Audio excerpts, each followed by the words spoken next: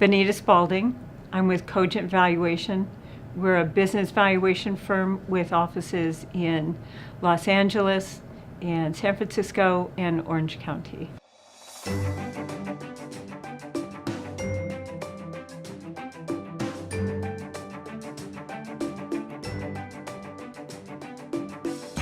The same methodology that we use in all of our valuations of any kind of company, any industry, are appropriate for cannabis businesses. So basically we do what's called an income approach, a market approach, and a cost or asset approach. And we do the same approaches for cannabis companies. It's a little different for cannabis because cannabis companies have different assets that are common assets in any other company. They have strains.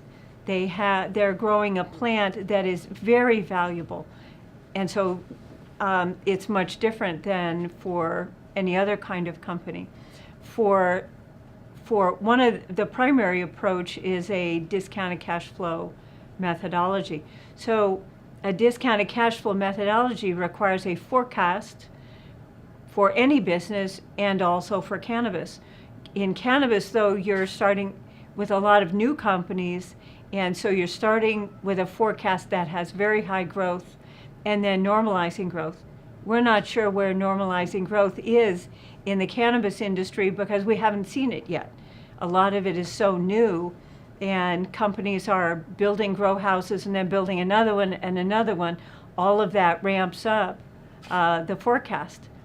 Then, unlike regular companies that are federally legal, cannabis is federally illegal, so the discount rate incorporates the risk that this company is illegal.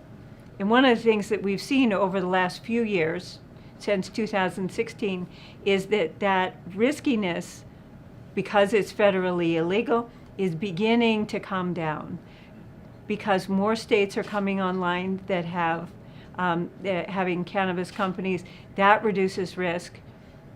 Sessions and the federal government has not really been able to actively attack cannabis companies that are operating in the state legally. So our discount rate has come down over the last 2 years, which increases the value of these businesses, and I think appropriately.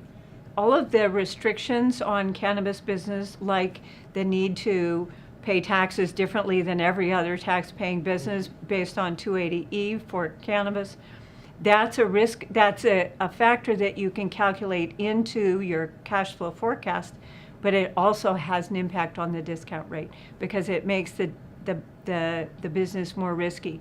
The lack of banking makes the business more risky.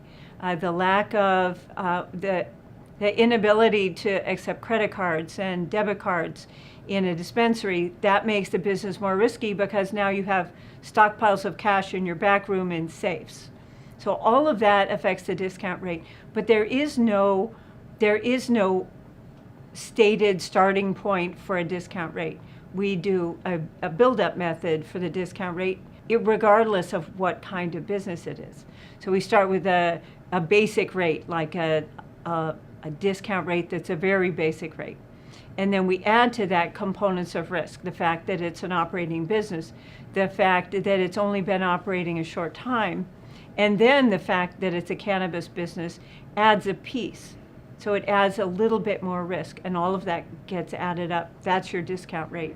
And you use that discount rate to discount the cash flows back to present value.